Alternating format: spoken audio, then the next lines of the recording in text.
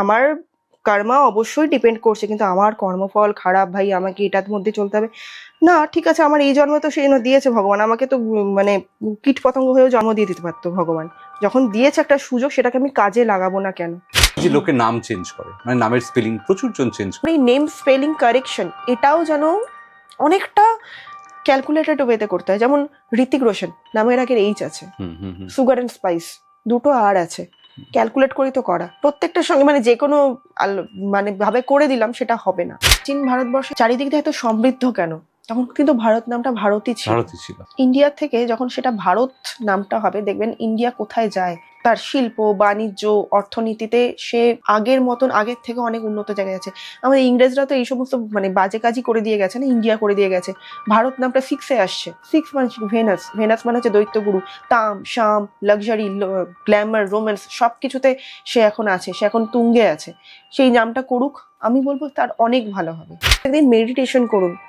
আমরা যে সবাই যে সুপিরিয়রিটি কমপ্লেক্সের লোকে ভুগি, ইনফিরিয়রিটি কমপ্লেক্সের ভুগি, অ্যাকচুয়ালি এগুলো কিছু না। আমরা সবাই এক, ওয়াননেস যেটাকে বলে সোল পারপাস, সবাই এক। আমরা এই পৃথিবীতে জন্মেছি, কিছু না কিছু পদ আছে আমাদের মধ্যে। আমরা কেউ ডাক্তার, ইঞ্জিনিয়ার, প্রফেসর, কেউ নিউমারোলজিস্ট, কিন্তু অ্যাকচুয়ালি তো আমরা সবাই মানুষ।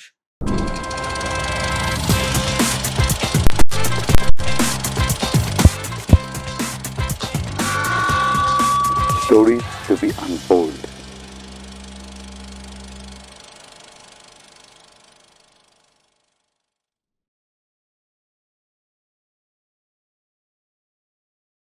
নমস্কার, আমি Soumik. Welcome to PCTel presents the creative chronicles podcast. বছর শেষ, আশা করি প্রত্যেকের আপনাদের খুব ভালো একটা বছর গেছে। আর একদিন পরেই 2026, নতুন বছর, নতুন স্বপ্ন, নতুন আশা। তো সেই আশা স্বপ্ন গল্প নিয়ে আজকে আমরা হাজির। আর আজকে যিনি আমাদের গেস্ট, তিনি কলকাতার খুব নামী একজন numerologist, Debanwita Dutta. Welcome Debanwita, welcome to the creative chronicles. Thank you. কেমন আছো? ভীষণ ভালো আছি। তুমি আসবে বলে তোমার জন্য আমার প্রচুর আর কি বলবো কোয়ারিজ বলো, কারণ এটা এমন একটা বিষয় যে বিষয়টা নিয়ে প্রচুর লোক প্রচুর ঠকায়, ফ্রড হয় একদম, এবং মানুষ জানে না বলে, ক্ল্যারিফাই করার কোনো সুযোগ নেই বলে প্রচন্ড ঠকে যায় বিভিন্ন জায়গা থেকে। সো প্রথমে তোমাকে যদি বলি, এটার ব্যাকগ্রাউন্ডটা যদি বলো, নিউমারোলজির ব্যাকগ্রাউন্ডটা যদি তুমি বলো। নিউমারোলজি বেসিক্যালি এসছে পাশ্চাত্য থেকে। অ্যাস্ট্রোলজি যেমন আমাদের ভারতবর্ষের এনশিয়েন্ট একটা ব্যাপার, এনশিয়েন্ট শিক্ষা, সেটা একদম মানে কোর অফ দ্য হার্ট থেকে মানুষের জন্য আছে, কিন্তু নিউমারোলজি হচ্ছে পাশ্চাত্য। এবার অ্যাস্ট্রোলজিকে আমরা বলি ভাস্ট জিনিস। অ্যাস্ট্রোলজি নিউমারোলজি দিয়ে অনেকটা এগোনো যায়, কিন্তু অ্যাস্ট্রোলজি হচ্ছে মাদার। সো নিউমারোলজি বেসিকটা হচ্ছে, ব্যাপারটা হচ্ছে শুধু যদি মোটা বাংলায় বলি, এটা একটা সংখ্যাতত্ত্ব, সংখ্যার খেলা। যেমন প্রাচীন ভারতের আর্যভট্ট শূন্য আবিষ্কার করেছিলেন, তেমনি এখানেও 1 থেকে 9 পর্যন্ত বিভিন্ন সংখ্যা আছে, পুরো ম্যাথমেটিক্যাল ক্যালকুলেশন। তারপরে এটাকে বলতে পারেন আপনি পারমিউটেশন কম্বিনেশনের একটা অঙ্ক, মানে আঁকা বলতে পারবেন। যখন এই যে সংখ্যাগুলো তৈরি হচ্ছে, কেন এরকম তৈরি হচ্ছে, সংখ্যার লেখাটা 6টা এরকম কেন হচ্ছে, 6টা তো এরকমও হয়ে যেতে পারতো, 7 এরকম কেন, 7টা তো এরকম হতে পারতো। তো এই জিনিসগুলোকে না আপনাকে পড়াশোনা করতে হবে। নিউমারোলজি মানে ছোট কথা এইভাবে বলে, এবার এটা একটা বড় একটা ব্যাপার। একটু আটকাই, এই যে তুমি বলছো যে মানে 6টা এইভাবেই কেন লেখা হয় বা এইগুলো কি তোমাদের নিউমারোলজিতে শেখানো হয় পুরো? যে আরো ডিপে যখন ঢুকবো তখন শেখানো হয়। ইনফ্যাক্ট এরকমও আছে নিউমারোলজিতে সিগনেচার কারেকশন। সিগনেচারটা যদি এরকম ভাবে নিচের দিকে নেমে যায় তার কি ইম্প্যাক্ট, উপর দিকে নেমে যায় কি ইম্প্যাক্ট, তার নিচে একটা লাইন দিতে হয়, আন্ডারলাইন, ডট কোথায় থাকবে, প্রত্যেকটা জিনিস নিউমারোলজিতে বোঝানো যায় এবং প্রত্যেকটা জিনিসের একটা গুরুত্ব আছে। সেটা যখন তুমি প্র্যাকটিস করবে, কোন কালি দিয়ে লেখা দরকার, কিভাবে সিগনেচার করলে তোমার ভালো হবে, প্রত্যেকটা জিনিসের গুরুত্ব আছে। যখন তুমি নিউমারোলজি পড়বে, প্র্যাকটিস করবে, তুমি বুঝতে পারবে। মানে বেসিক্যালি পার্ট অফ সায়েন্স, মানে যেটা, হ্যাঁ, যেমন সাইকোলজিতেই বলে কারণ নিচের দিকে লেখা নেমে যায়, তার মানে তার সেলফ কনফিডেন্স লেভেল খুব লো।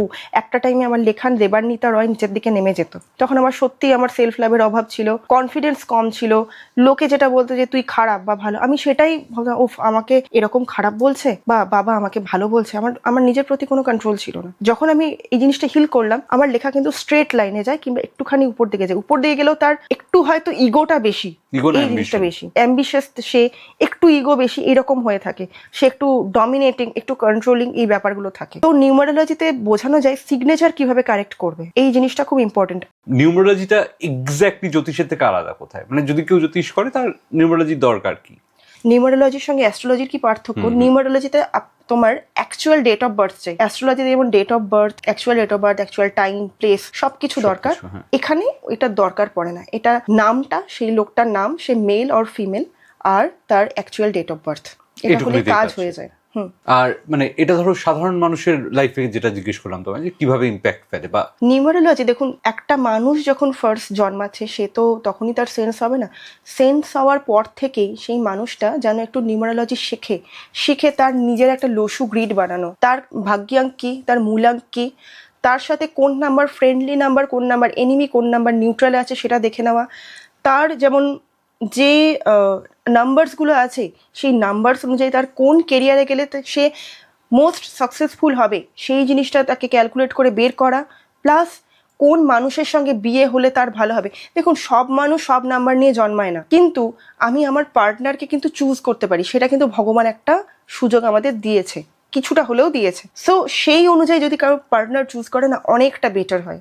বলতে গেলে আমার নিজের যে ডেট অফ বার্থ খুব ওয়ার্স্ট ডেট অফ বার্থ, আমার বিয়ে যতটা টিকছে, যতটা ভালো আছে, আমি সম্পূর্ণ ক্রেডিট দেবো আমার হাজব্যান্ডকে। তার ডেট অফ বার্থ খুব ভালো, খুব সুন্দর ডেট অফ বার্থে সে জন্মেছে। সো এইভাবে চুজ করো, তার ক্যারিয়ার চুজ করো, এটাতে তো আমার 50% কাজ হয়ে গেল। যদি কেউ স্বাস্থ্য নিয়ে প্রবলেমে ভোগে, এটুকু বলবো যেমন 3-6 কম্বিনেশনে না খুব চাপ বিষয় হয়। ইনফ্যাক্ট 3-6 কম্বিনেশনের লোককে আমি এটা দেখেছি সে মারাত্মক ডিজিজ, ক্যান্সারে আক্রান্ত হয়ে গেছে। গায়ত্রী যন্ত্র ধারণ করো, বিভিন্ন রকমের রেমিডিস আছে সেগুলো করো, নেম স্পেলিং কারেকশন করো।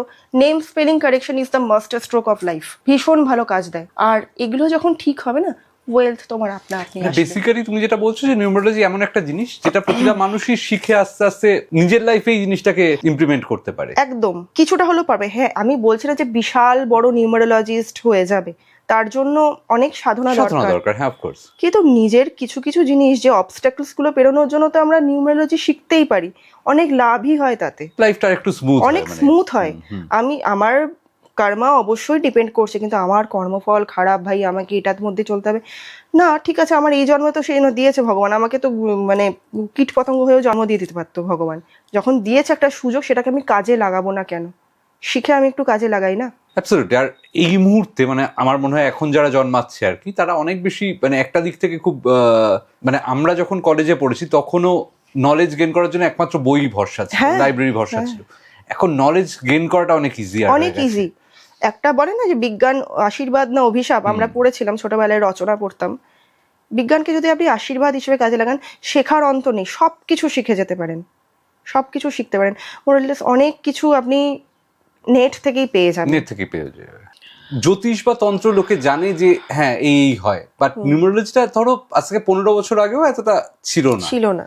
এখন যত বিদেশে ছিল, এখানে আস্তে আস্তে আসছে। আপনি যদি পরিচিত কারোর আমাকে ডেট অফ বার্থ দেন, আমি তাকে প্রেডিকশন করে বলে দেবো যে মানুষটা কেমন, কি হয়েছে বা কি হতে চলেছে, এই জিনিসগুলো, তাহলে আপনি ভালোভাবে আরো ম্যাচ করাতে পারবেন। তুমি কি 2025 সাল পড়ার আগে এই সালের সম্পর্কে কোনো প্রেডিক্ট করেছিলে? দেখুন 2025 বেসিক্যালি মার্সের বছর, তো এই বছরে না অনেক লোকের প্রাণহানি হওয়ার একটা নিশ্চিত সম্ভাবনা আছে, সেটা আমি প্রেডিক্ট করেওছিলাম, সেটা দেখাও গেছে। বলতে নেই, এই বছরে আমাদের বাড়িতেই প্রায় 7 থেকে 9 জনের ডেথ হয়েছে। এবং 2026 যেটা আসবে সেটা সানের বছর, কিন্তু সবার জন্য সান বা সবার জন্য মার্স কিন্তু ভালো না। এগুলো অ্যাকচুয়ালি 81 কম্বিনেশন আছে নিউমারোলজিতে। কারোর সেটা অ্যান্টি কম্বিনেশন হতে পারে, কারো সেটা ফ্রেন্ডশিপে যেতে পারে। এবার যখন বলে না যে 2025 কেমন যাবে, 26 কেমন যাবে, এরমভাবে বলা যায় না, কারণ প্রত্যেকের সঙ্গে তো আলাদা আলাদা। 2026 হচ্ছে সানের বছর, 2025 9 মানে মার্সের বছর। এবার মার্সের নাম্বারও সবার আলাদা, কারোর 18-এ জন্ম, কারোর 9-এ জন্ম, কারোর 27-এ জন্ম। সবার তো ট্রেডস আলাদা, সবার নেচার আলাদা, একই রকম প্রভাব পড়বে না। সেই জন্য না আমি একদম পুরো হলে কখনো বলতে চাই না যে না এই বছরটা না এইরকম ভাবেই যাবে, না, এটা হয় না। কম বেশি প্রভাব পড়ে, কিন্তু আলাদা তো অবভিয়াসলি হবে। আচ্ছা আচ্ছা, মানে এই কারণে ওভারঅল প্রেডিকশনটা একটু অসুবিধা। হ্যাঁ, ওভারঅল যারা রিলস বানান, আমি কাউকে ছোট করছি না, আমি জানি না যে কিভাবে বানান, কারণ প্রত্যেকের জীবনে আলাদা আলাদা ভাবে সেগুলো প্রভাব পড়ে। এবং আমি যখন অ্যাস্ট্রোলজির কিছুটা শিখেছি, কিছুটা জানি, মাঙ্গলিকটা ভীষণ বাজেভাবে লোকের কাছে কাজ করে। কালসর্পদোষ, পিতৃদোষ, ভীষণ বাজেভাবে এগুলো কাজ করে, এবং এগুলোকে রিডিউস করা খুব ইম্পর্টেন্ট। মাঙ্গলিক দোষ, কালসর্পদোষ কখনো কাটানো যায় না, এগুলোকে রিডাকশন করা যায়। এর যে ব্যাড এফেক্ট, ম্যালিফিক এফেক্টটা রিডাকশন করা যায় পূজা মানে অর্চনা করে। সেটা পূজা অর্চনা করে, মানে সেটা কি নিউমারোলজি দিয়ে কিছু করা যায়? আমি যতটা দেখেছি অ্যাজ পার মাই এক্সপিরিয়েন্স, অতটা কিন্তু হয় না, অতটা হয় না। আমি নিজে মাঙ্গলিক, নিজে আমার 8th হাউসে মঙ্গল একদম সুন্দরভাবে বসে আছে। আমি নিজের লাইফ দিয়ে বলবো আমি নেক্সট মাঙ্গলিক পুজোই করাবো, অতটা সেইভাবে কিন্তু যায় না। আমি যেটুকু দেখেছি মাঙ্গলিক পুজোটা করাতেই হয়, নইলে সমস্যা হয়। ধরুন রিলেশনশিপ, জব, বিজনেস, বিভিন্ন জায়গায় আপনি কিছু না কিছু ঠক্কর খাবেনই। তো বেসিক্যালি তাহলে নিউমারোলজির কাজটা কি? জাস্ট প্রেডিক্ট করা। যদি কিছু সমস্যা থাকে, হিউজ সমস্যা না হয়, ছোটখাটো যদি কিছু সমস্যা থাকে বা কিছু, সেইটা সলভ করবে। কিন্তু সব থেকে বড় আমি যেখানে বলবো, অ্যাস্ট্রোলজির থেকে বড় হচ্ছে তন্ত্র, উইচক্রাফট। এগুলো উইচক্রাফট মানে তন্ত্র, উইচক্রাফট শুনেই না, ব্ল্যাক ম্যাজিক, এগুলো শুনে লোকে ভয় পেয়ে যায়। বাট না, একটা জিনিসের ভালো আছে, খারাপ আছে। একটা ছুরি দিয়ে আপনি আপেলও কাটতে পারেন, একটা মানুষ খুনও করতে পারেন। ব্ল্যাক ম্যাজিক মানে যে সবসময় খারাপ তা নয়। চোখের মণিটা যদি কালো না হয়ে সাদা হতো, দেখতে পারতেন না। যদি আকাশটা কালো না হয়ে সবসময় সাদা থাকতো, তাহলে যে চাঁদ এত সুন্দর আমরা বুঝতে পারতাম না। সো এগুলো দিয়েই অ্যাকচুয়ালি মানে সব থেকে আলটিমেট সলিউশন আমি বলবো এগুলো দিয়ে হয়। মানে সেক্ষেত্রে মানে এই যে লোকে নাম চেঞ্জ করে, মানে নামের স্পেলিং প্রচুর জন চেঞ্জ করে। আমার নিজেরও চেঞ্জ করা, ডাবল এন বোধহয় ইউজ করে, ডাবল টি আছে, দত্ততে আমার 2টো ইউ আছে। কিছুটা তো লাভ আমি পেয়েছি, 50 to 60% লাভ পেয়েছি। শুধু সেটা করেই না, সেটা কিভাবে প্র্যাকটিস করতে হবে, কিভাবে তোমায় সেটাকে বিভিন্ন জায়গায় অ্যাপ্লাই করতে হবে, এফিডেভিটের কোনো দরকার নেই। সোশ্যাল নেটওয়ার্কিং সাইটে কিভাবে দেবে, এগুলো সব নিয়মগুলো আছে, সবগুলো এগুলোর নিয়ম হয়। হ্যাঁ, প্র্যাকটিস তো করতেই হবে যেন। তারপরে এই নেম স্পেলিং কারেকশন, এটাও যেন অনেকটা ক্যালকুলেটেড ওয়েতে করতে হয়। যেমন ঋতিক রোশন, নামের আগের এইচ আছে, সুগার অ্যান্ড স্পাইস, 2টো আর আছে, ক্যালকুলেট করে তো করা। প্রত্যেকটার সঙ্গে মানে যে কোনো মানে ভাবে করে দিলাম সেটা হবে না। মানে ধরো তোমার যারা ক্লায়েন্ট বেস, তারা কারা, মানে কি জন্য তারা যায়? মানে ফাইন্যান্সিয়াল প্রবলেম, রিলেশন, সব থেকে বেশি এখনকার দিনে আছে relationship issue, financial problem, health related ইস্যুর জন্য আমি সব থেকে বলি যে নেম স্পেলিং কারেকশন তো সত্যিই দরকার, প্লাস লাইফস্টাইল চেঞ্জ করা ওদের দরকার। লাইফস্টাইল চেঞ্জ না করলে যতই যা করো হবে না। কিন্তু মানে জিনিসটা সত্যি এতটা ম্যাটার করে। আপনি যদি আমাকে একটা ডেট অফ বার্থ দেন, আমি বলে দিতে আমি আমারই ডেট অফ বার্থ দিচ্ছি। ধরো এটাকে বলছে লোসু গ্রিডে এরকম ভাবে গ্রিডটা বানানো যায়।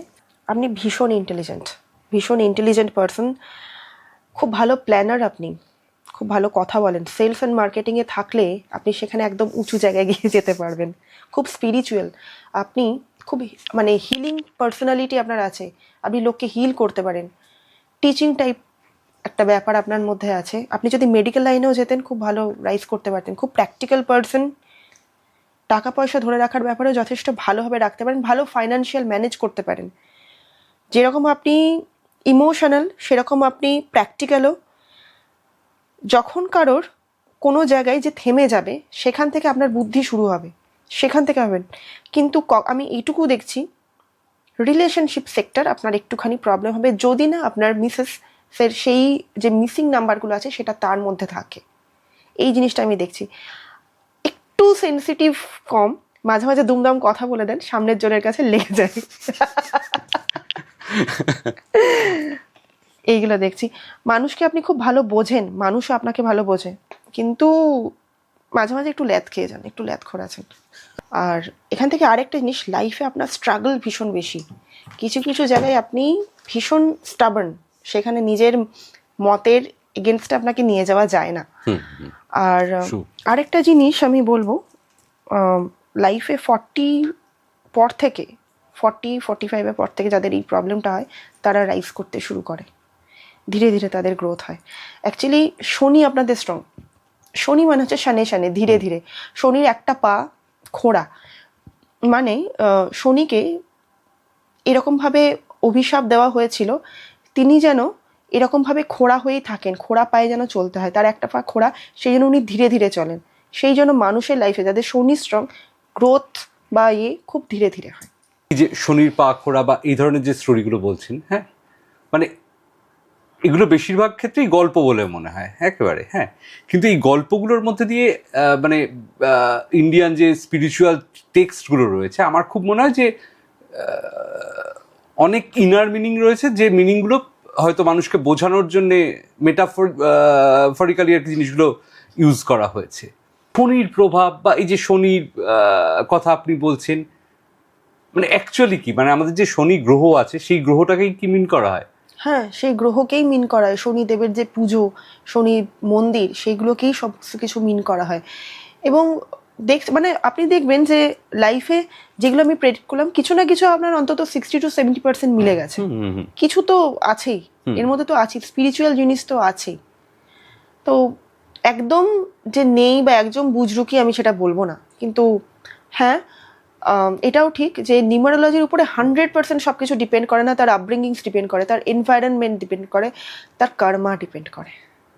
পাস্ট লাইফ কর্মা ভীষণভাবে জড়িত। মানে এই যে চার্টটা আপনি তৈরি করলেন, যে প্রেডিকশনটা আপনি দিলেন, এটা 4 জন্মানো সব মানুষের জন্য সেম হবে না, তাদের কর্মা আলাদা, আপনার কর্মা আলাদা, আপনার আপব্রিঙ্গিংস আলাদা, এনভায়রনমেন্ট আলাদা, কিছুটা ম্যাচ থাকবে, যে বেসিক নেচারগুলো সেটা ম্যাচ থাকবে, আর কম বেশি হবে। কেউ কেউ হিল করেছে, যেরকম আপনার যে স্ট্রাগলিং লাইফ, আপনি যদি কিছুটা হলেও হোপোনোপোনো প্রেয়ার করেন, সেলফ লাভ মেডিটেশন করেন, লাভ ভাইব্রেশন নিজেকে সেন্ড করেন, তাহলে অনেকটাই হিল হতে পারবেন। আমি যখন এগুলো পার্সোনাল রেমেডিতে দিই, আমি না রেমেডিতে বেশি ওই পাথর বা ক্রিস্টাল খুব একটা সাজেস্ট করি না, মোটামুটি টুকটাকভাবে করি, যেটাতে মানুষের অ্যাফোর্ড করতে পারে। বাট সব থেকে বেশি আমি মেডিটেশন, হিলিংয়ে গুরুত্ব দিই, কারণ এগুলো খুব ইম্পর্টেন্ট। মানে নিজেই বুঝতে পারবেন একটা লাইফে, আমি নিজেও যখন খুব লো ছিলাম, একটা মানে খুব টার্ময়েলের মধ্যে দিয়ে আমার লাইফ গেছিল, তখন আমি যখন নিজে এগুলো করতাম, আমি নিজে লাইফ ফল পেয়েছিলাম। একটা টাইম নিজের চোখের দিকে নিজে তাকাতে পারতাম না, এতটাই খারাপ সময়ের মধ্যে দিয়ে গেছিলাম। নিজের অনেক ডিপ্রেশন ছিল, অ্যাংজাইটি, ফ্রাস্ট্রেশন ছিল, এখনো কিছু কিছু সমস্যা থাকে, কিন্তু ইয়েস, আমি যখন এগুলো করেছি আমি সবসময় লাভ পেয়েছি। বিষয়টা হচ্ছে এই যে আপব্রিঙ্গিং প্রতিটা মানুষের আলাদা হবে।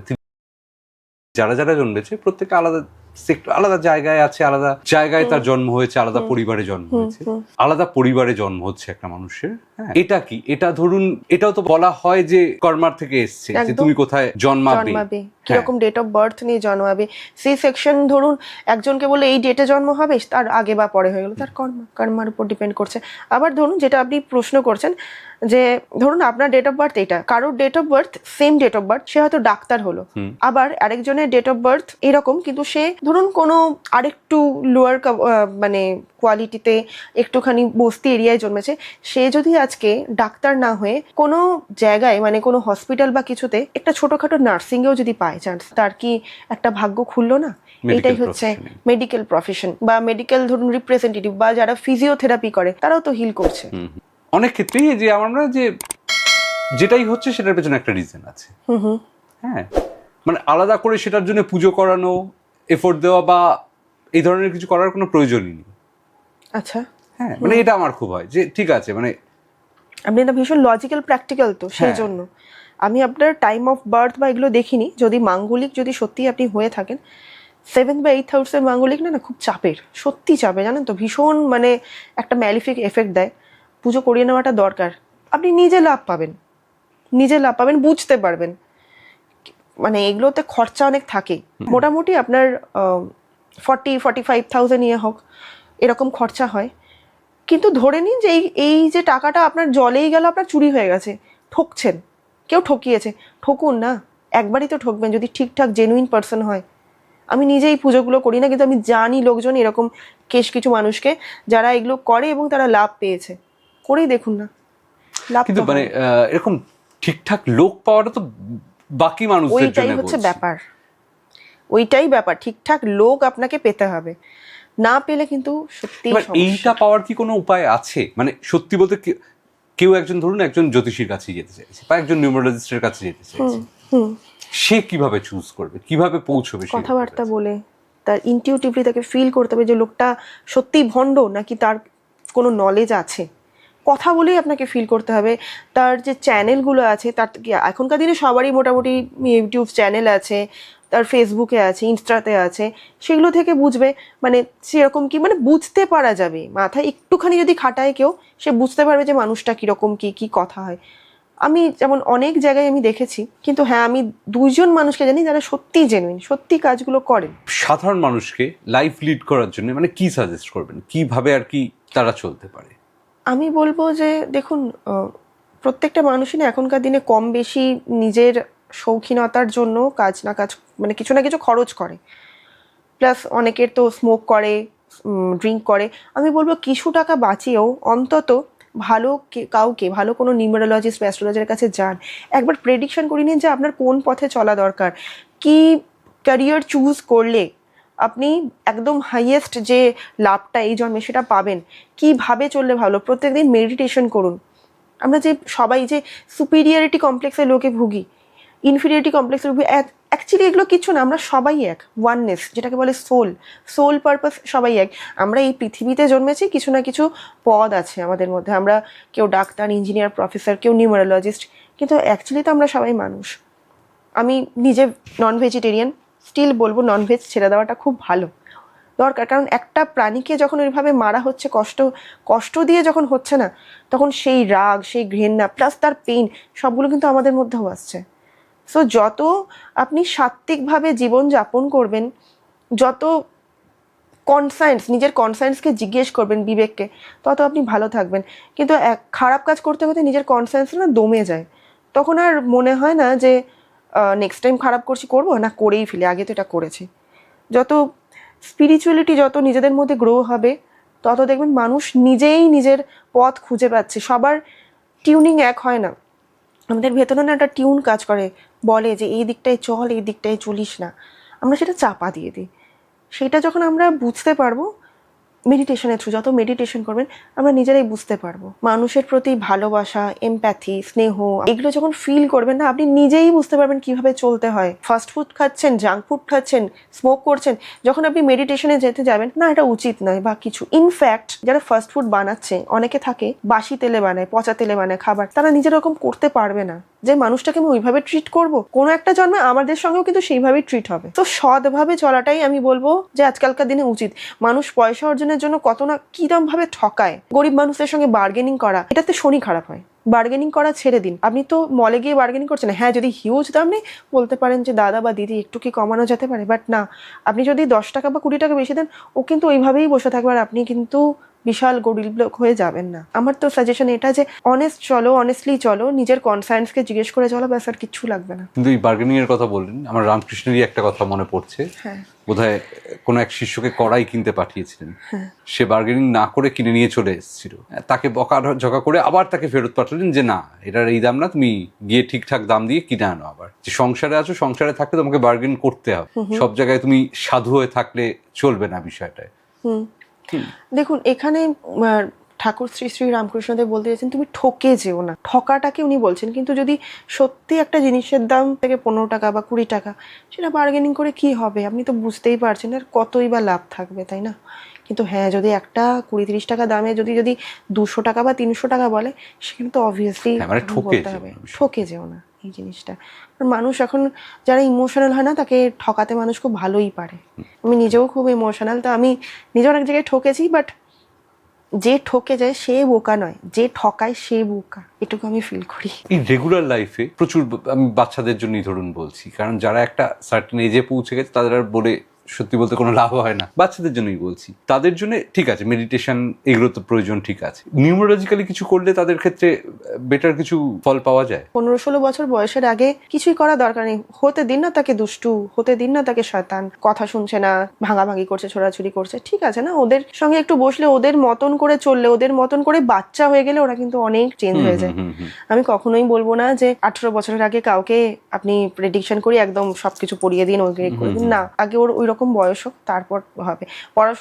পড়াশোনাটা না মানুষ অ্যাকচুয়ালি ভয় পায়, বিরক্ত লাগে, মানে ভালোবেসে পড়া, মজার ছলে পড়া, এগুলো আমার যেমন নিজেরই একজন আছেন বাড়িতে, বাচ্চা আছেন আমার নিজের জায়ের মেয়ে, তাকে যখন আমি নিয়ে বসাই সে কিন্তু আমার কাছে পড়তে খুব ভালোবাসে, ও নিজেই বই খাতা নিয়ে আসে, কারণ আমি ওকে মজা করে পড়াই। শরীর স্বাস্থ্যের জন্য যদি বলি, হ্যাঁ, হনুমান চল্লিশা পাঠ খুব ভালো জিনিস, কখনো কখনো ব্ল্যাক টুরমালাইন পড়া ভালো জিনিস। এছাড়া এই জিনিসগুলো যদি ও পড়তেও না আছে, মাথার পিছনে যদি রেখে দেওয়া হয় ভালো কাজ করবে। মাঙ্গলিক থাকলে পরবর্তীকালে কাটিয়ে নেওয়া দরকার, কিন্তু হ্যাঁ ওই 15-16 বছরের আগে বা 18 বছরের আগে আমি বলবো না তাকে একদম এত নিয়মের এতে বেঁধে রাখ। হ্যাঁ, তবে এটা ঠিক যে যখন বাচ্চা জন্মাবে সেটা যদি ক্যালকুলেট করে ঠিকঠাক একটা ডেট অনমানো যাওয়া যায়, সেটা তারও কর্ম, তাহলে অনেকটা সে রিলিফ পায়। না, এইটা আপনি বলে খুব ভালো করলেন। মানে ধরুন আমি এখন অনেককেই চিনি যারা আগে থেকেই প্রেডিক্ট করে সেই দিনে বেসিক্যালি সিজার হচ্ছে। হ্যাঁ হ্যাঁ, সিজার করে এইভাবে বাচ্চাকে প্রেডিক্ট করে বের করা এক্সাক্ট টাইমে বা ডেটে, মানে এটাই কি আলটিমেটলি কোনো কাজ হয়? কাজ তো সত্যি হয়। কারণ বাচ্চাটা তো ওই সময় তো মানে জন্মানোরই ছিল না, তাকে জোর করে সিজার করে ব্যাপারটাকে অপারেট করে বার করা। সে লাকি যে সেইভাবে মানে সেরকম মা বাবা বা সেরকম সাপোর্ট পেয়েছে। অনেক বাচ্চা সেরকম হয় না, এবং দেখবেন যে তার সঙ্গে অনেকের চেঞ্জ জিনিসটা হয়। কিছুটা তো কর্মফল ডিপেন্ড করে না। আমার পরিচিত একজন আছে, যমজ বাচ্চা, একই ডেটে একই সময়ে জন্মেছে, বেসিক ট্রেড গুলো এক, কিন্তু ইন্টেলিজেন্ট সেরকম নয়। এটা কিন্তু তার অনেকটা কর্মা ডিপেন্ড করছে। কর্মাকে আপনি কখনো ঘাটাতে পারবেন না। হ্যাঁ, আপনি যদি ইন্টেলিজেন্সটাকে বাড়াতে চান বা কিছু, অবভিয়াসলি আপনার কনসেন্ট্রেশন লেভেল বাড়াতে হবে। আর 7 চাকরা মেডিটেশন, যেটা আমাদের মাথার উপরে যে ব্রহ্মতালু যেখানে বলে, সেখানে কনসেন্ট্রেট করে যদি মেডিটেট করা হয়, দুটো ভুরুর মাঝখানে কনসেন্ট্রেট করে যদি মেডিটেট করা হয়, তার কিন্তু ইন্টেলিজেন্স অনেক বাড়ে। এটা আমি নিজেও দেখেছি। তুমি ধরো যখন দুটো ভুরুর মাঝখানে চোখ বন্ধ করে মেডিটেট করছো, কি দেখো? একটা হোয়াইট লাইট। আমার বাবা যিনি হচ্ছেন ঠাকুর শ্রী শ্রী বালক ব্রহ্মচারী মহারাজের ভক্ত, আমার মা রামকৃষ্ণ মন্ত্রে দীক্ষিত। আমি নিজে কোনো জায়গায় দীক্ষিত হইনি, কিন্তু আমি ঠাকুর শ্রী শ্রী বালক ব্রহ্মচারী সন্তান বলেই নিজেকে ফিল করি। তো আমি তার সাদা লাইটের মতন আমি তারই মুখটা দেখি। যে যেটাকে ভালোবাসবে, যে পথেই যাবে, যেখানে ভালোবাসবে, সেটাকে জাস্ট ভালোবেসে সেকে ফিল করতে হবে। আমি কখনোই বলবো না যে না তুমি এইটাই দেখো, এটাতেই হবে না। একটা নুড়ি পাথরকেও যদি কেউ মানে ভগবান রূপে পুজো করে না, সেও ভগবান। একটা এনার্জি ক্রিয়েট তৈরি হয়ে যায় বলে। চাকরা ব্যালেন্সিং এর জন্য যেমন এমনি বলে যে হার্ট চক্রের জন্য যেন গ্রিন, তারপর অনাহত চক্রের জন্য বিভিন্ন ধরনের কালার কাজ করে। কালার থেরাপির মাধ্যমে আপনাকে অনেকটা হিল করা হয়। রেইকিও ভীষণ ভালো কাজ করে। তো আজকে ধরো মানুষ এতটাই ব্যস্ত, কোনো না কোনো ভাবে ব্যস্ত আর কি, সবাই যে কাজ করেই সবসময় ব্যস্ত তা নয়, তার বাইরে এখন মোবাইল এসে অনেকটা সময় আমাদের নিয়ে নেয় প্রত্যেকের।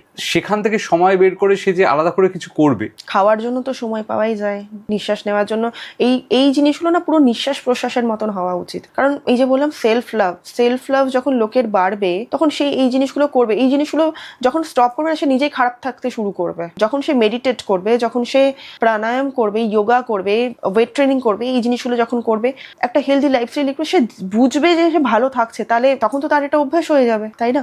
সেটা করাটা উচিতই। প্রথম কঠিন লাগবে, কারণ স্টার্টিং ইজ অলওয়েজ হার্ড, কিন্তু যখন সেটা একটা অভ্যেস হয়ে যাবে, তখন সেটা অটো মোডে চলে আসবে। মানে আমার অবিশ্বাসের জায়গাটা আমি তোমাকে বলি, হ্যাঁ, ধরো আমার যে ওয়াইফ, সেটাও তো আমার কর্মফল বা তার জন্যই সেটা চুজ হয়েছে। হ্যাঁ, তাহলে যদি তুমি একটু আগেই বলছিলে যে ওই মিসিং নাম্বারগুলো যদি ম্যাচ করে এই হয় ওই হয়, তাহলে যেটা আমার প্রাপ্য আমি পেলাম, যেরকম আমার প্রাপ্য আমি পেলাম, রাইট? মানে সেটা তো আমার মনে হয় যে সবকিছুই কোনো সুপার পাওয়ার ঠিক করে দিচ্ছে জিনিসগুলো। হ্যাঁ, তো আমার প্রাপ্যই যখন আমি পেলাম, তাহলে আমি আগে থেকে প্রেডিক্ট করিয়ে সেই এক্সাক্ট মিসিং নাম্বার লিঙ্ক করিয়ে আমি বিয়ে করলাম। এটা হচ্ছে যে অনেকটা আপনি যেটা পাচ্ছেন প্রাপ্য, এটা হচ্ছে তো আপনার পাস্ট লাইফ কর্মা।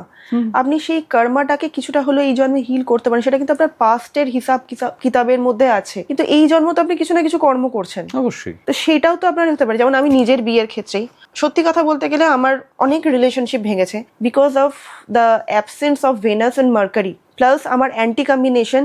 আমার কেতু ভীষণ স্ট্রং, যাদের কেতু ভীষণ স্ট্রং থাকে তাদের রোগ বিসুখও থাকবে, তাদের ডিস্যাটিসফ্যাকশনও থাকবে। তারপর আমি যাকে বিয়ে করি, আমার যে মিসিং নাম্বার তার চার্টে আছে, এবং সত্যি কথা বলে I am really very happy. আমি এরকম ভালো হাজব্যান্ড আমি মানে দেখিনি। ভেরি লাকি টু হ্যাভ হিম। হ্যাঁ, কিন্তু তার আগে তুমি অনেকটা খারাপ সময় পার করে ভীষণ। ঠিক আছে, যে খারাপ সময়টা তুমি পার করলে, সেই খারাপ সময়টাই হয়তো তোমাকে এই ভালো জায়গাটার দিকে এগিয়ে দিয়েছে। সেটাও ঠিক, কিন্তু এক্সপিরিয়েন্স লোকের কাজ করে। একটা এক্সপিরিয়েন্স আমার হয়েছে, কিন্তু আমি তাদের ডেট অফ বার্থ ম্যাচ করে দেখেছি, প্রত্যেকের সঙ্গে ডেট অফ বার্থ পুরো আমার অ্যান্টিতে ছিল, বা কিছু কিছু মিসিং ছিল, বা কিছু নাম্বারস, শুধু নাম্বার তো একটা দুটো করে থাকলে হয় না, কিছু জায়গায় নাম্বারস এত বেশি, ধরুন 5 নাম্বার যদি কারোর ট্রিপলে থাকে বা তার থেকেও বেশি থাকে মাল্টিপলে, সে এতটাই স্বাধীন চেতা হবে সেটাকে স্বেচ্ছাচারী হিসেবে ব্যবহার করবে। তো একটা স্বেচ্ছাচারী বর বা বউয়ের সঙ্গে আপনি কি করে থাকবেন? থাকা তো যায় না। সেখানে একটা ব্যালেন্সড পার্সোনালিটি হলে খুব ভালো হয়। তো আমি নিজে ফেস করেছি, ফিল করেছি যে অ্যাটলিস্ট আমি তো ভালো পাচ্ছি, যাদেরকে আমি বলেছি, যাদেরকে আমি প্রেডিক্ট করেছি, তারাও কিছু কিছু মানুষ আছে এরকম ভাবে চলেছে, তাদের লাইফে আলটিমেটলি ভালো হয়েছে, কিছুটা হলেও ভালো হয়েছে। এবার কিছু তো কর্মফলে আপনাকে বলতেই হবে। কিন্তু এখন ধরো মানে আমার কুসংস্কারে খুব আপত্তি, মানে এখন ধরো আগে কি হতো, আমরা মানে আমার নিজেরও যে ফোন নাম্বার আছে, একটা নাম্বার ভালো লেগেছে আমি নিয়ে নিয়েছি, হ্যাঁ, মানে এখন তুমি কোন ফোন নাম্বার নেবে সেটার জন্যও দেখছি প্রচুর অ্যাড আসে। ভীষণ ভীষণ। এই তো কিছুদিন আগেই করলাম, গাড়ি নাম্বার কি হবে সেটা নিয়েও আমাকে একজন প্রশ্ন করেছিল, আমি বলে দিয়েছি। ফোন নাম্বার কিভাবে, আমি বলে দিয়েছি। ডেট অফ বার্থের সঙ্গে একটু ম্যাচ থাকাটা দরকার। আপনি নিজেই দেখবেন যে এখন ধরুন আপনি যে প্রফেশনেই আছে, যাই করছেন, যেভাবে আপনি ক্লায়েন্ট অ্যাট্রাক্ট করছেন বা যে অর্থটা ইনকাম করছেন, অনেকটা তার থেকে বেটার হবে। নেম স্পেলিং কারেকশন, কিছু রেমেডি করে দেখুন না। আমি বলছি, আমি আপনাকে ধরুন ঠকাচ্ছি, কতদিন ঠকাবো? 1 বছর আপনি ঠকে দেখুন, কোনো তো আপনার ক্ষতি হচ্ছে না, একটু ঠকুন, তাহলে আপনি নিজেই বুঝতে পারবেন। হ্যাঁ, মানে কিন্তু আমার মনে হয় এটা আমার ব্যক্তিগত মতামত বলছি, যে নিজেকে খুব আশ্রয়পৃষ্ঠে বেঁধে ফেলা আর কি বিভিন্ন জিনিসে, যে আমি একটা ফোন নাম্বার নিতে গেলেও আমাকে নিউরোলজিস্টের কাছে যেতে হবে, বা মানে আমি এটা কোথাও প্রফেশনে যারা আছে তাদের ছোট করছি না। আমি একটা গান আছে না, পেহেলে ইস্তেমাল করে ফির বিশ্বাস করে। হতে পারে অ্যাবসলিউটলি।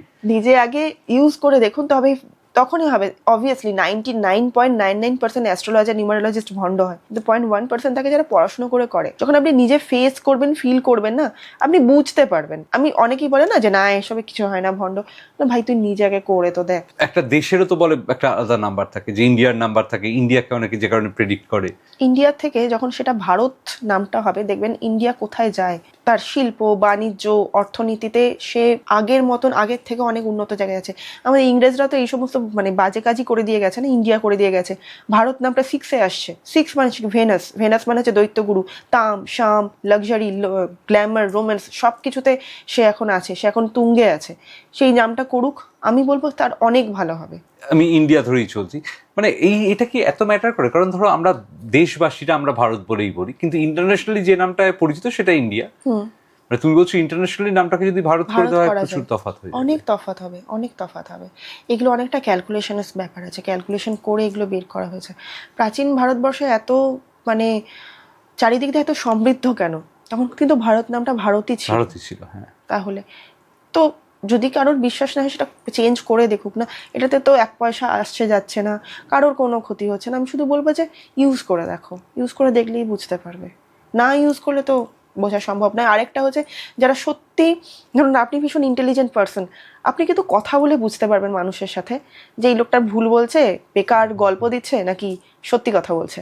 এটাও ইনটিউটিভলিও ফিল করা যায়। ইনটিউটিভলিও বোঝার আরেকটা হচ্ছে সেকেন্ড অপশন, যে ইনটিউটিভলি আপনি বুঝতে পারবেন। হ্যাঁ, মানে আমাদের সময় জিনিসটা এতটা ছিল না, কিন্তু এখন অনেকেই বাচ্চাদেরকেও যে কোন প্রফেশনে যাবে, হ্যাঁ, এটা দেখিয়ে করাচ্ছে। একদিকে ভালো হয়। এই প্রফেশনটাকে আপনি কেমন ভাবে দেখেন? কোন প্রফেশন? এই নিউমারোলজিস্ট প্রফেশন। ভীষণ ভালো। মানে জানার জন্য, নিজেকে জানার জন্য যদি 60 to 70% নিজের লাইফ চেঞ্জ করতে চান, অবভিয়াসলি আপনি ফার্স্টে নিউমারোলজি শিখুন, সেখান থেকে নিজেকে চেঞ্জ করুন, ওখান থেকে ট্যারো শিখুন, তারপর অ্যাস্ট্রোলজি শিখুন। ট্যারো কেন? ট্যারো অ্যাকচুয়ালি আপনার প্রেজেন্ট খুব ভালো বলে। প্রেজেন্টে আপনি কি 1 মাসের মধ্যে আপনার কি হতে পারে, বা কীরকম কি এই লোকটার ফিলিংসটা কীরকম, কি এই লোকটা কী ভাবছে, সেটা ট্যারো দিয়ে কিন্তু বোঝা যায়। আমি অনেক ট্যারো কার্ড রিডিং দেখেছি যেটা আমার সঙ্গে রেজোনেট করেছে। আমি ট্যারো কার্ড রিডারের কাছেও গেছি, রেজোনেট করেছে, সেখান থেকে আমি ট্যারো শিখতে শুরু করেছি। এগুলো যখন আপনি এদের সঙ্গে ঘাটাঘাটি করবেন, আপনি বুঝতে পারবেন যে এগুলো কতটা সুন্দর। 2026 কেমন যাবে?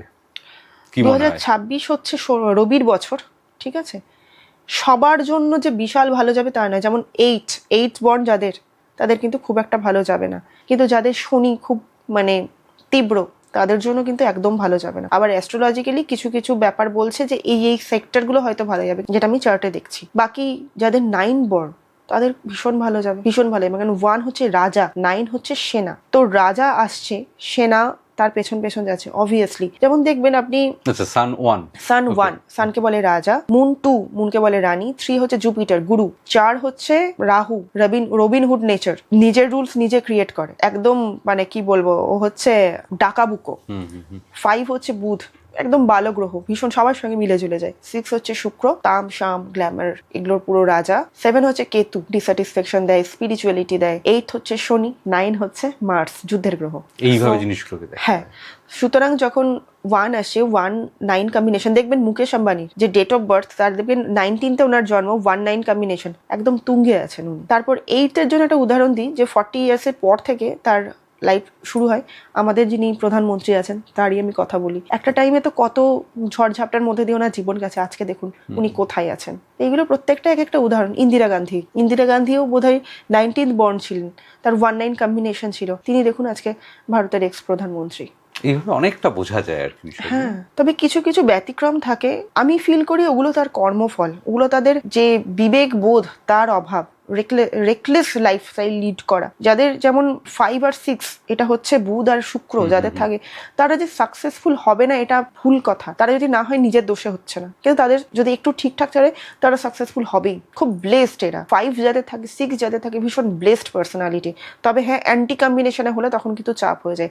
3-6 কম্বিনেশন যদি কারো থাকে, তার শরীর খারাপ অবধারিত, ভীষণ শরীর খারাপ হয় তাদের। 3 মানে হচ্ছে বৃহস্পতি, গুরু। হ্যাঁ, গুরু। 6 হচ্ছে ভেনাস, শুক্র, দৈত্যগুরু শুক্রাচার্য, দুজনের অ্যান্টি, কি করে থাকবে? প্রবলেম স্টোরিটা ওইভাবে দাঁড়ায়। হ্যাঁ, আমার যেমন ডেট অফ বার্থ আমি নিজেই বলি 7, আমার হচ্ছে 8-1 কম্বিনেশন। 8 হচ্ছে শনি আর 1 হচ্ছে আপনার সূর্য আর শনি হচ্ছে সূর্যের অবৈধ সন্তান। সূর্য কখনো শনিকে অ্যাকসেপ্ট করেনি তার ছেলে হিসেবে, সেই জন্য সূর্য আর শনি একে অন্যকে সহ্য করতে পারে না। অ্যাটলিস্ট শনি তো সূর্যকে সহ্য করতে পারে না, কারণ শনির যে মা, তাকেও সূর্য কখনো অ্যাকসেপ্ট করেনি। সেই জন্য যখন এই কম্বিনেশনটা আসে, তার ম্যারিটাল লাইফে ইস্যু, তার শরীর নিয়ে ইস্যু, ভোগান্তি তার থাকবেই।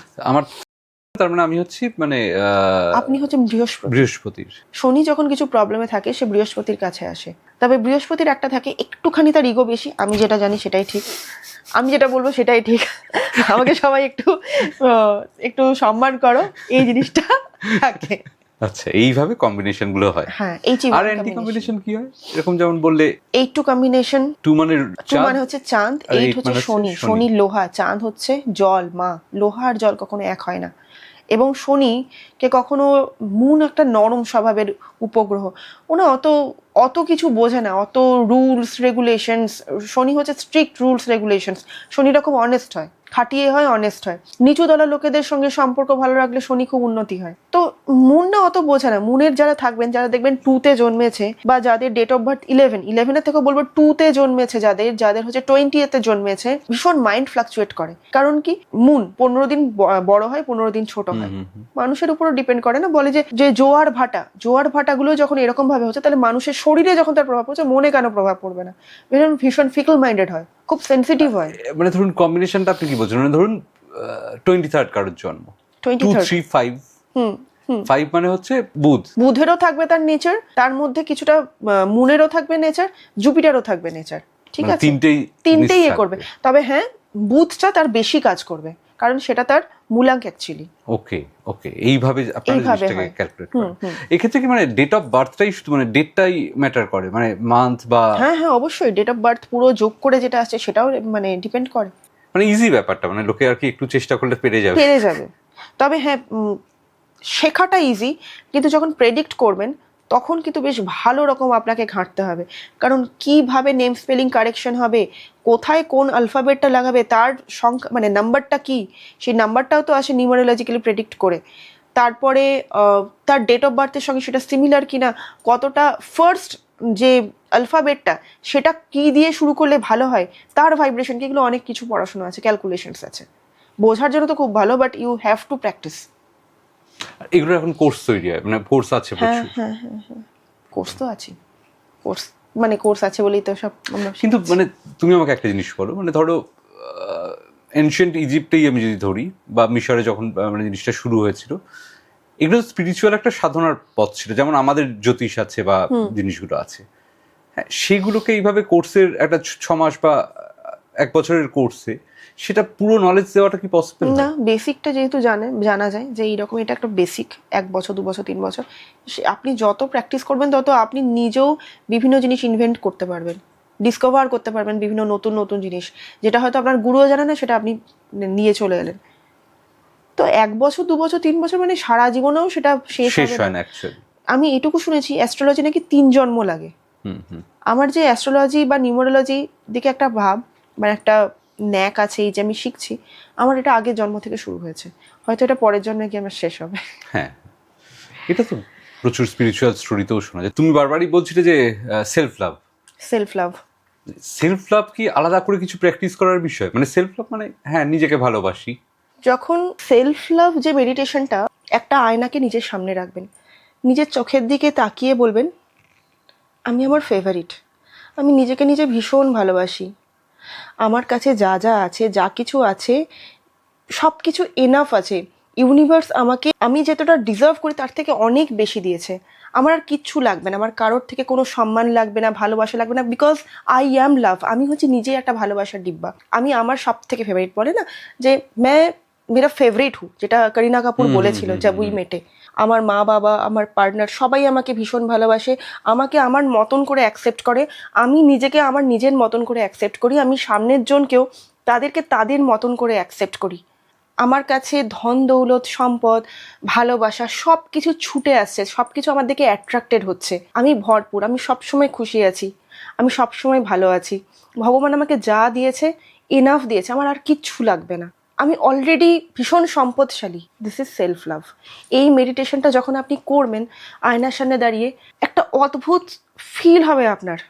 এর আগে বলি, যখন এটা করবেন হোপোনোপোনো প্রেয়ার করবেন। এই হোপোনোপোনো প্রেয়ার হচ্ছে, আমরা না নিজেদের সঙ্গে অনেক ভুল করি, অনেক কিছু আপোষ করি নিজের সাথে।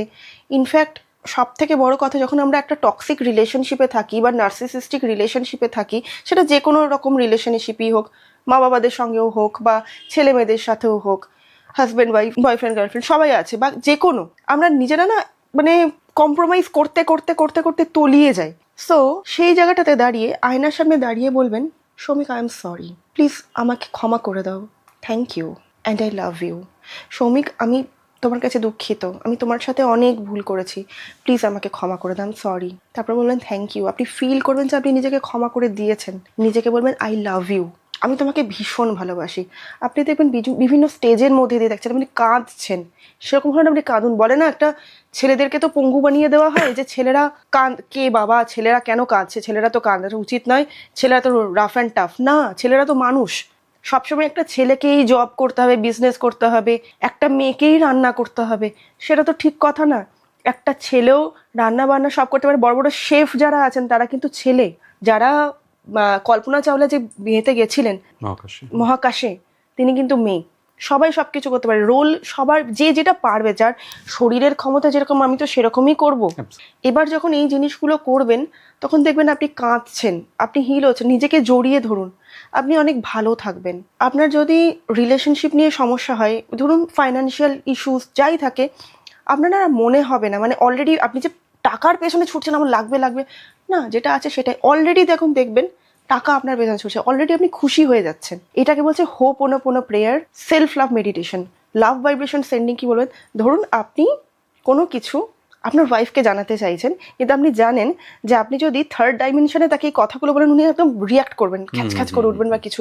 আপনি তার ছবিটা সামনে রেখে, যেখানে তার চোখ ভীষণ স্পষ্ট, সেখানে তাকিয়ে ওনাকে বলবেন, আমি তোমাকে ভীষণ ভালোবাসি, তোমার আর আমার মধ্যে সম্পর্ক ভীষণ সুন্দর, আমি জানি যে তুমি খুব তাড়াতাড়ি আমাকে এই কাজটা করে দেবে বা আমাকে এই কথাটা বলবে, কারণ তুমি আমাকে ভালোবাসো, সম্মান করো, আমাদের মধ্যে ভীষণ স্ট্রং রিলেশনশিপ, আমরা একে অপরের জন্য পারফেক্ট, আমাদের মধ্যে কোনো থার্ড পার্সন নেই, আমরা সারা জীবন জন্মের পর জন্ম শুধু তোমার আর আমার দুজনের মধ্যে হয়েই থাকবো। তুমি আমাকে খুব তাড়াতাড়ি এই টেক্সটটা করবে বা এই ফোন কলটা করবে, খুব তাড়াতাড়ি ফ্যামিলির জন্য আমার সাপোর্টে স্ট্যান্ড নেবে ফ্যামিলির সামনে, তোমার আর আমার মধ্যে বন্ডিং ভীষণ strong, I love you and I know you love me a lot, আমি তোমাকে সম্মান করি, তুমি আমাকে সম্মান করো, আমরা পারফেক্ট একে অপরের জন্য। যতই যা খারাপ রিলেশন থাকুক করে যান, 6 মাস 3 মাস 6 মাস, যতদিন আপনার মন হয়, সোল কলিং হয়, কিছু তো চেঞ্জেস আসবে। হ্যাঁ, লোকটা যদি একদম টক্সিক বা নার্সিসিস্টিক হয়, খুব একটা লাভ হয় না, কিছুটা চেঞ্জ হলো আবার চলে যাচ্ছে, কিছুটা চেঞ্জ মানে হলো আবার একই জায়গায় ফিরে এলো, বাট আপনি নিজে হিল হচ্ছেন। তুমি যেটা বলছো বেসিক্যালি আমি যেটা বলছি যেটা যে তুমি ইউনিভার্সকে একটা মেসেজ পাঠাচ্ছ যেটা তোমার কাছে ফিরে আসছে, যেটা ওনার ফিফথ ডাইমেনশনে ওনার ভেতরে কাজ করছে, ওনার অ্যাট্রাকশন, লস অফ অ্যাট্রাকশন যেটাতে কাজ করছে, যেটাতে আপনি মানে কিছু মেসেজ ইউনিভার্সকে দিচ্ছেন, সেটাই বিভিন্ন টেলিপ্যাথির থ্রু ওই দিকে যাচ্ছে, যেটা আপনি ভাববেন আপনি সেটাই হবেন। আপনি যদি ভাবেন যে ইস ও না খুব খারাপ, ওর সাথে খারাপ করবে বা আমি এটা নিয়ে ভুগছি, সেটাই হবে, ইউনিভার্স বলতে তথাস্তু সেটাই হোক। কিন্তু যদি বলেন না আমি অলরেডি অ্যাবান্ডেন্ট, আমি অলরেডি প্রচুর কিছু আছে, প্লাস আপনি সেটা নিয়ে খাটছেন, আপনি লাভ পাবেন। এটা আমার লাইফের সাথে হয়েছে। একটা ছোট্ট উদাহরণ দিই, আমার একটা বন্ধু আছে অভিরূপ ঘোষ বলে, সাত্যকী চ্যাটার্জি, মানে আমার বেস্ট ফ্রেন্ড বলতে গেলে, সৌরিন্দ্র বলে, এই তিনজন হচ্ছে আমার মানে লাইফের বেস্ট ফ্রেন্ড। অভির সঙ্গে আমার বহুদিন কথা হয়নি। একদিন আমি ভাবছিলাম অভিকে ফোন করব, অনেকদিন কথা হয়নি, না আমি ওর উপরে না একটু এই টেলিপ্যাথির ব্যাপারটা অ্যাপ্লাই করি। তাই আমি ভাবছি যে অভি আমাকে ফোন করেছে, আমি ভীষণ খুশি, কতদিন পর কথা হচ্ছে, এরকম ফিল করছি। অভির ছবি দেখছি, ওকে পাঠাচ্ছি যে তুই আমাকে ফোন করবি। যার সঙ্গে আমার 3-4 মাস কথা নেই, 5th ডেতে আমার ওর থেকে ফোন এলো। এটা হয়, আপনি করে দেখবেন। আমি তো সব থেকে বড় কথা, বিভিন্ন মেটেরিয়ালিস্টিক রেমিডিসের থেকেও আমি এগুলোকে বেশি ভরসা করি। আর কিছু কিছু মানুষ দেখবেন চেঞ্জেস হবে না, বাট আপনি নিজেই হিল হচ্ছেন, তখন আপনি সেই জায়গাটা থেকে সরতে পারবেন। কিছু থাকে না যে টক্সিক রিলেশনশিপ থেকে সরতে পারছে না, কেন? তার সেলফ লাভের অভাব, সে হয়তো ছোটবেলা থেকে জাজড হয়েছে। বলে না যে inner child healing, inner child healing জিনিসটা এরকম হয়, আয়নার সামনে দাঁড়িয়ে বা মেডিটেশনে আপনি নিজের যে ছোট ভার্সন, যে ছোট সত্তাটাকে তাকে দেখছেন, তাকে যে ভালোবাসাটা তার দরকার ছিল, হয়তো পেরেন্টসের থেকে সেই ভালোবাসাটা পায়নি, অনেক জাজড হয়েছে, অনেক রকমভাবে সে মানে তুলনা পেয়েছে, কম্প্যারিজনের শিকার হয়েছে, সেটা আপনি নিজেকে দিন। ছোটবেলায় সেখানে যান, গিয়ে তাকে আদর করুন, কোলে নিন, তাকে বলুন যে আমি তোমার সাথে আছি, যে যাই বলুক না কেন, আমি আজকে আমার নিজের ছোটবেলায় যে আমি তোমার সাথে আছি, আমি তোমাকে ভালোবাসি, তুমি যাই করো না কেন সব সময় তোমার জন্য আমি আছি, তোমাকে আমি ক্ষমা করছি, আই লাভ ইউ, তুমি আমার কাছে সব থেকে আগে তুমি আমার ফেভারিট, তারপর বাকি দুনিয়ার সবাই। দেখবেন আপনি হিল হচ্ছেন। যাদের উপর আপনার রাগ আছে, ঘেন্না আছে, অভিমান আছে না, তাদেরকে আপনি ক্ষমা করতে পারছেন, কারণ আপনি বুঝতে পারছেন এটা আপনার পাস্ট লাইফের কর্মা থেকে আসছে। লাইফে যারা আপনাকে বাঁশ দিয়েছে, কোন একটা লাইফে আপনি সেম বাঁশ তাদেরকে দিয়েছেন, সেই জন্য জিনিসটা এটা আমার গায়ে কাটা দিচ্ছে। এটা বেশ অদ্ভুত লাগলো শুনতে, এই প্রসেসটা, যে নিজের ছোটবেলায় ফিরে গিয়ে তাকে আপনি হিল করছেন। হ্যাঁ, এটাকে কি নাম, এটাকে কি বলে? এটাকে বলে ইনার চাইল্ড হিলিং। বাহ, এটা খুব অদ্ভুত। এই জিনিসগুলো করলে আমি মেটেরিয়ালিস্টিক ওয়েতে যা ফল পেয়েছি, আমি এগুলো করে তার থেকে অনেক বেশি ফল পেয়েছি। অ্যান্ড ইয়েস, আমি সবসময় বলবো তন্ত্র খুব ভালো, তন্ত্র তো ভীষণ ভালো কাজ করে। এইগুলো করতে গেলে তো বোধহয় একটা মানে খুব নিষ্পাপ বা পবিত্র মনেরও দরকার। প্রত্যেকের মন পবিত্র, শুধুমাত্র সেটাতে শ্যাওলা পড়ে গেছে। যখন মেডিটেশন করবেন না, নিজেকে নিয়ে কিছুক্ষণ বসে থাকবেন না, 10 থেকে 15 মিনিট, আপনি পারবেন, কারণ আপনার চার্টে অলরেডি কেতু এবং বৃহস্পতি খুব স্ট্রং হবে, সেই জিনিসটা হবে, কারণ আপনার মনুষ্যত্ববোধ খুব বেশি। আপনি যখন নিজের সাথে বসবেন, যখন আপনি নিজেকে নিয়ে নিজেকে ভালোবাসবেন না, তখন অলরেডি আপনার যে একটু স্টাবার্ন আছেন সেটা চলে যাবে, তাকে ফিল করতে পারবেন, তাকে এমপ্যাথি তার জন্য আসবে, নিজের প্রতি আসবে। আপনি কেন স্টাবার্ন, আমরা কেন স্টাবার্ন, আমার নিজেরও এইট খুব মানে স্ট্রং, কারণ আমরা নিজের প্রতি এমপ্যাথেটিক না, আমরা নিজেরাই না নিজেদেরকে শক্ত গণ্ডির মধ্যে রেখে দিয়েছি। এটা ঠিক না, এটা উচিত না, এটা কেন করব, এটা তো আমার নেচারের সঙ্গে যায় না, আমাদের ইগো কাজ করে। সেটা যখন চলে যাবে না, সবকিছু স্মুথ চলে আসবে। এইভাবে কি ধরো প্রচুর আমাদের তো কর্মা আছে, ভালো খারাপ মিলিয়ে, খারাপ কর্মাকে এইভাবে ক্লিন করা যায়? হিল করা যায়, অনেকটাই হিল হয়। কিভাবে? যখন প্রেয়ার করছেন, যখন যেমন এই যে হোপোনোপোনো প্রেয়ারটা নিজের জন্য করছেন মেডিটেশনে, দুনিয়ার সবার জন্য করতে পারবেন। এই যে আমরা নিঃশ্বাস প্রশ্বাস নিচ্ছি, কত জীবাণু মারা যাচ্ছে, আমরা যে ননভেজ খাই, অনেকজন তো মারা যাচ্ছে, তাদের কাছে ক্ষমা চান যে I am sorry, please forgive me, thank you and I love you. আস্তে আস্তে যদি এই যে ননভেজ জিনিসগুলো, আমি বলবো যে যদি ছেড়ে দিতে পারেন আরও ভালো। নিঃশ্বাস প্রশ্বাস নিতে হবে, নইলে তো আমরা নিজেরাই বাঁচবো না। বাট ননভেজ না খেয়েও কিন্তু আমরা বাঁচতে পারি। আমি হার্ডকোর নন ভেজিটেরিয়ান, আমি তাও বলছি যে আমার নিজের এটাতে গিল্টি ফিল হয়, আমার পাপ মনে হয় যে আমি এগুলোকে মেরে খাচ্ছি। বাট ইয়েস, আমি এতটাই ফুডি যে আমি কন্ট্রোল করতে পারি না। এইগুলো তো ধরো অনেক রকম মতামত আছে, মানে আমার ব্যক্তিগতভাবে মনে হয় মানে মাছ তো আর কি এটা হয়তো এত বছর ধরে চলে এসছে বলে মাছ তো মেরে খাওয়ার জন্যই, হ্যাঁ। মানে না হলে হয়তো এত মাছের সংখ্যা বেড়ে যাবে আমরা যদি খাওয়া এটা ছেড়ে দিই। অনেকেই বলেন, কিন্তু আমি এই যুক্তিটা না, মানে আমি যাই না, আমি শুধু ভাবি যে I just feel their pain, যে কতটা কষ্ট হচ্ছে।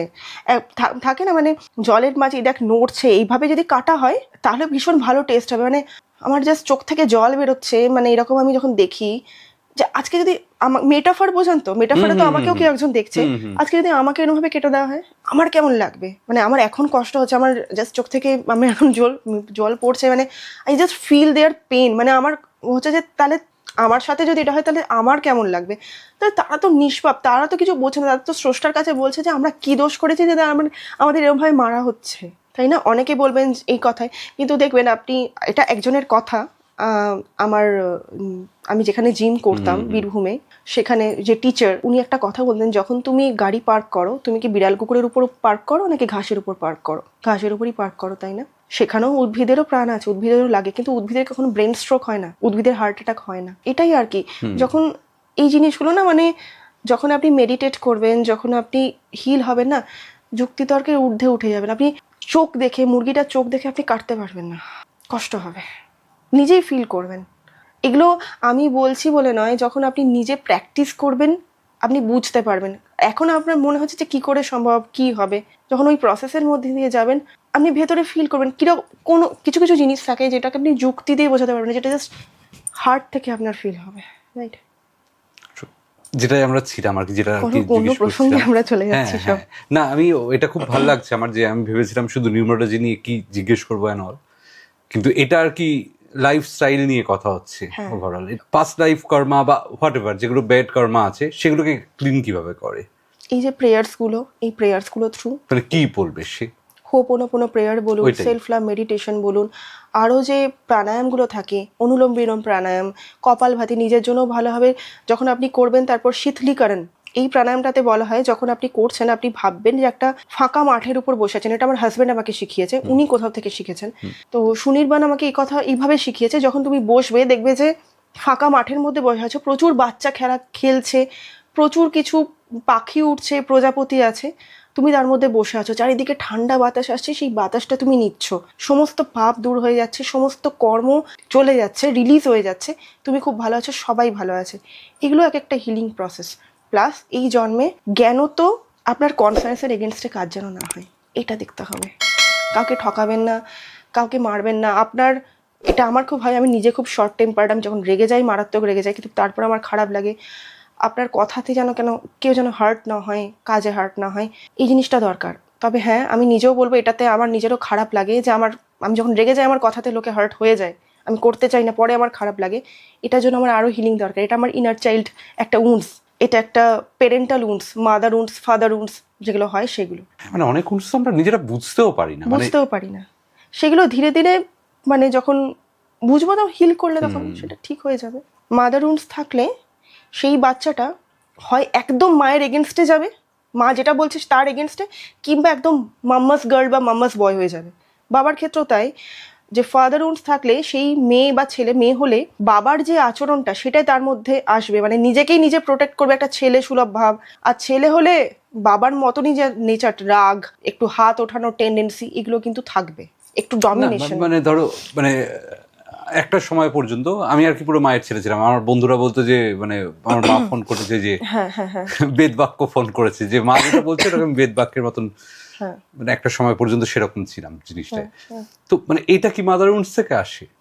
আমাকে এটা বলুন, ছোটবেলায় আপনার মা কেমন, মানে কিরকম ভাবে আপনাকে ট্রিট করেন? মারধর খেয়েছেন? প্রচুর প্রচুর প্রচুর মারধর খেয়েছেন, বলেছেন দেখ তুই পড়ছিস না কিন্তু ও পড়াশোনা করছে, তোর দ্বারা এটা কিন্তু হবে না, এই জিনিসগুলো কম্পারিজন পেয়েছেন কখনো? কম্পারিজন পেয়েছি বলে সেরকম মনে পড়ে না, কিন্তু মার আর কি দুষ্টুও ছিলাম, মারও খেয়েছি। হ্যাঁ, প্লাস মাদার উন্সের ক্ষেত্রে এটাও হয়, আপনার কি খুব ডিপেন্ডেন্ট ছিলেন মায়ের উপর? প্রচন্ড। হ্যাঁ, মাদার উন্স তো আপনার 100% আছে, 100% আছে, সেটাকে হিল করতে হবে। মানে অনেকে বলে না আমার কাছে আমার মা বাবা ভগবান, না, মা বাবা মানুষই, মা বাবারও ভুল হয়, মা বাবাকে আমি শ্রদ্ধা করবো, ভালোবাসবো, কিন্তু ওনারা ভগবান নন। ভগবান কেন হতে? ভগবান তো ওনারাই আছেন। ভগবানের মতন আমি ভালোবাসবো। যদি কাউকে আমি ভগবান বলি না, তার দোষ গুণরা আমরা নিউট্রাল পয়েন্টে গিয়ে আর বিচার যে করতে হয় না, পারবো না। সম্ভব না। তখন আমরা সব থেকে যেটা হয়, এবার পার্টনারের উপর তখন একটা প্রবলেম ক্রিয়েট হয়ে যায়। বলে না যে মা বড় নাকি বউ বড় না বর বড়, প্রত্যেকের আসন আলাদা থাকে, কেউ বড় নয়। তবে ইয়েস, আমি নিজের লাইফে এটা ফিল করি যে যখন লাইফে কোনো পার্টনার আসে, সে মানে ছেলে হোক মেয়ে হোক, যেই পার্টনার আসে না কেন, সে আমাকে সবভাবে সব রূপে সমস্ত সমস্ত ভাবে সে আমাকে দেখছে।